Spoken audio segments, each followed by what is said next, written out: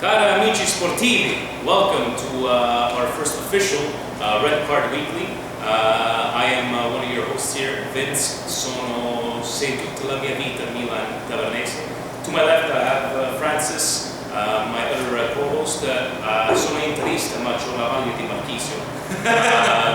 To our special guest this week, reoccurring guest, Sami, sono veramente onesto Juventino Mancini. And to my right here, sono deluso, incazzato, ma sempre innamorato di te, Milan, Steve Polino. So, guys, welcome. I hope you guys all enjoyed your little nicknames there. Guys, why don't we just start off? I'm just going to go through SERieA results of this week. Roma 2, Bologna 3, Bologna over Roma. Pescara losing to Sampdoria at home, 3-2. Torino losing to Inter, 2-0 at home. Siena Udinese, 2-2. Milan losing to Atalanta at home, 1-0. Juventus winning 3-1 in Genoa. Palermo Cagliari 1-1. Napoli 3-1 at home over Parma. Fiorentina 2-0 at home over Catania. And Chievo Lazio in Chievo, Lazio 3-1. Thanks for scores, Vince. Obviously, first big result of the week, Milan loses again.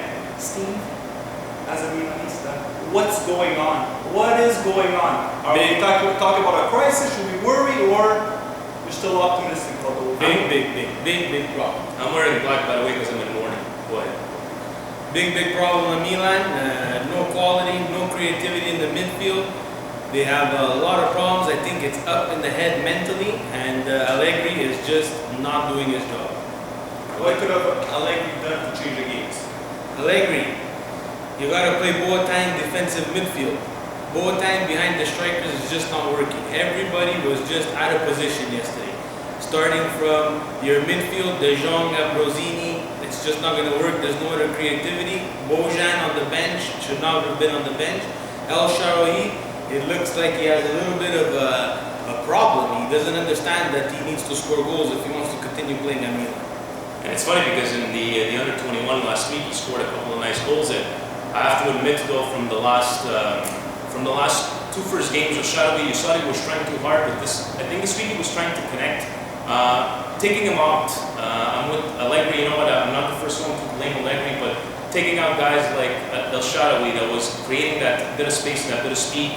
Emmanuelson was just a gazelle yesterday, and then trying to put more time on the wing. Like, you know what? I could get experimenting with like, you know, missing Montolivo. Not to say he's a creative genius like Pirlo, but missing Montolivo, missing Pato, missing Rubinho, and now you're trying to experiment against Atalanta when you're losing at home. It just doesn't work. But I will wait, honestly, Steve, I will wait, because you know what? Yes, it hurts to see them like this right now. It's probably the worst team in the last 25 years. Ma io tifo sempre le colore e non le giocatori. Allora, until December, I'm going to see if we're in the crisis or not. We need the Champions League wait to see. I want to say something on the Milan front. Allegri as a coach does switches like a player for a player, position for a position. To me, you're down a goal, go get that goal, take out a defense, put it forward. And he took out the best player on the field, Emmanuelson over there, that was creating something. The only player that was creating something. Takes him out, put Constant. Constant's not a bad player, but guys Nice defensively, you know. take out a defense, put it forward, go get that goal. It seems like Allegri's always been I understand that you want to wait, but we're slowly losing our image of Milan. The teams come to play at the San Siro and do not fear the jersey anymore. Okay, so who's to blame? Allegri, Galliani, Berlusconi, who's to blame for this situation right now? The organization, I would say Galliani does. Galliani's to blame? Because the coach shouldn't be there. He shouldn't be there. It makes no sense that they lost all those players and they all came out and said the problem was Allegri. And he's still there, and they haven't. No, because you know what, Allegri, Galliani came out and said today, non è da discutere, like they're not talking about getting rid of him.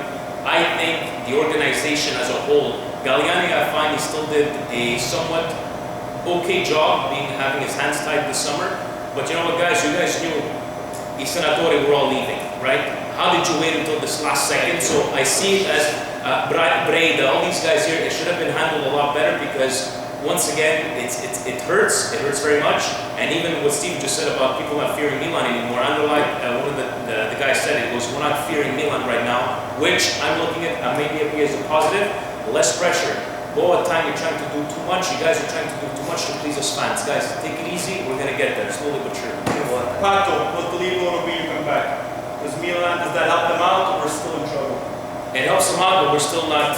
Right now, as we speak, we are not a top 5 team. Short. Short term, yeah, because if they get hurt, guys, just like looking at a team like Juventus, the midfield is very, very deep. Is that, yes, we can talk about the injuries right now, but having injuries is part of the game. And if you can't have those players to replace those players there, well, you know what, this is what it looks like. Very slow, like yesterday, you saw like we're 2 minutes away from the end of the game and they're bringing up the ball and they're playing like really, so I need to. Verdict, Milan fans, are we worried for the season? Yes or no? Is this signs of more things to come? Worried. Or you're optimistic? Worried. You have no choice but to be worried. Short-term solution? Short-term solution is the guys get back, we get healthy, and they see and they evaluate the people that they have in one half a season to see if at the January transfer window Silvio has to take out Elite. That's right. And I say, deep down, I probably am a little bit worried, but you know what? I will assume the situation mid-December, just before the 2 weeks off, guys. Then I'll probably be able to say where we at, because last year we had exactly. Last year I know we had better players, but we had 2 points in 3 games. Now we have 3 points in 3 games. That's it. I don't want to talk about it. I'm getting emotional. Other big game this week, maybe the best game of the weekend. Juventus Genoa, fantastic game. Our heart goes to the Genoa team. Yeah, really. Our hearts. Simon, the 3-1 score, does it reflect the actual flow of the game? Does that give credit to Genoa the way they play? At all. Whatsoever. I mean, Genoa, they look at the game, it's only them. They gotta look at themselves in the mirror and say that they lost the game. You cannot miss chances like they had to do and expect to play against Juve and wait and relax and see what they're gonna react to missing nets like that, missing the goal like that. That doesn't make sense. How many times can you miss, right? How many times can you miss and what? Still win the game? Or nothing. That's not gonna work. Were you surprised that Genoa took the game to Juventus and Juventus had their back to the ropes like that? Honestly, no. I saw it coming. I saw it coming because, I mean, you never played well, never plays well against Genoa. And Genoa, guys, they have a good attack. If you looked at the Immobile, you looked at Borriello, and there's still good players there. I mean, As you can see, Borriello is Sammy's favorite player. As you can see his hairstyle. Go on. What was the biggest difference? What do you think made the game tilt towards Juve's favor? the switch. Asamoah Vucinic. I think you get on this side. No, we're just we have a. You have to admit it was a good switch. The switch. The game. They changed completely the game. So what are you referring to when you go with that little? No, I think everybody out there understands what we're talking. We're not going to say anything because we'd like to have Sammy say his piece on the. Because you were saying about the 3. Okay, I'll say it. I'm the neutral in this conversation. It seems.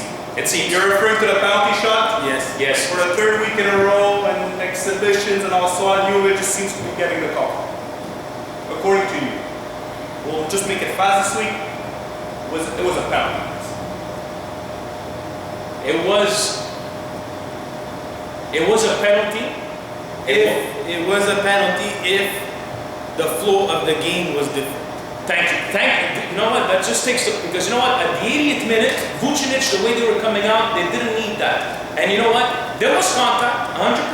Asamoah beat his man. Yes, he beat his man. Once again, you're taking away from a great game. And Juventus, no, but you know what? If you're gonna call those penalties, you know what? Let's call it a penalty. 100%, let's call it a penalty. You're gonna call them for every game in SERieA because right now it's not happening at all. It's not. I'm gonna stop there because you guys got it off your chest. You guys still deserve to win. You guys won. You're the best team in SERieA. Anyways, Matri. Sammy, you saw the game. I know you're a Matri fan, and a lot of us think he's a big forward. He could help. He's maybe the forward that everyone says, "Why do that? You guys to go get a big player with that Matri." Then Matri missed a big opportunity today to make a name for himself. I'm very disappointed for Matri. You're 2 feet away from the net. It's a tap in, and you put it up in the bleachers there. he pulled a Bobo Vieri for €2,002. Yeah, basically. Very disappointed in that. Very change. We have Paul Bet. Other scores elsewhere, guy. Roma is back to his old Roma. That's it. Big teams, they show up. Average teams. Okay, and so guys, are we really talking Is this about a that second- going back? Guys, last week we were talking about Roma as a contender. But it's Sammy, what you mean. You said Roma. Let's do I said They got caught sleeping. They got caught sleeping. No, it wasn't sleeping. They didn't get caught sleeping. They got caught with their pants down. They had a 2-goal lead. They thought everything was nice and dandy. They just beat Inter 3-0. Against Inter, they closed the game. Against Bologna, they let them come back, and they lost the game. Zeman lost the game. And a guy like Gilardino, who hasn't scored since 1993, scored 2 goals today. And Diamante. And Diamante, we love all Diamante, the guy, naked guy taking the penalty shot. We love him. Beautiful. But no, but Roma, I think more the problem with Roma, you know what, it's too early to speak just what we're talking about Milan. Roma, I still believe they have a top three possibility. The only thing I think they're going wrong right now, you know what, we all listen to Mourinho guys, we always like laughing at it, but you know what, hate him or love him, he's accomplished a lot, and I think he's got the right to talk this way. Zeman, I can see what you're trying to do by taking away the spotlight away from the players. Uomini senza titoli! On this note, I can't wait to get a Romanista on the show. Where's So if your you're a voice? Romanista watching, We need you here. please submit your candidacy and watch on the show. There we go. Sammy, since Juventus in for first place with Lazio Napoli, can Lazio Napoli maintain Napoli, I could see the it. pressure on Juve?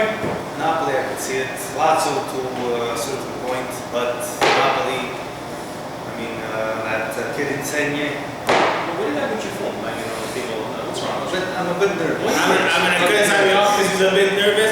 Lazio's a half a season team. Exactly. Napoli is the real deal. It's the complete team. Guys, remember Lazio The last year? complete team. Napoli is the complete team. They're Napoli not gonna maintain this. Napoli is gonna maintain. So Lazio's now, gonna fall back. last week Roma was a title contender. Now, according to Steve, who's the main title contender? After Juventus, Napoli's the main Hands contender. down Napoli. So we have a second. If Lazio went bad last year because Klose got hurt for those couple of weeks, stuff like that, if everybody maintains fitness at Lazio, I'm not saying runners up, but definitely top 5 contenders. Yeah, definitely don't fun. Guys, I know we're early in the season. We'll finish off our SERieA segment on this. We saw great performances from Hernanes and Jovetic. Are these guys staying in Italy next year? Can SERieA keep these guys in Italy next year? Jovetic is going to Juve. No, he's got the anti-Juve clause in his contract. Jovetic, I see him. If Fiorentina does very good this year, which, you know what, there's another surprise team, but keep on talking, I'm going to talk all day. Jovetic, I think he's going to stay. Hernanes, because there was a very rumors during the summer, there was talks with Milan, stuff like that. I think Hernanes is probably going to be the one guy that might go. That's the way I see it from him. Steve, anything to say on the topic? Jovetic leaves Italy, hands down. We don't have the money to keep him. He's gonna go to one of the bigs, Manchester City, or I buy everybody PSG.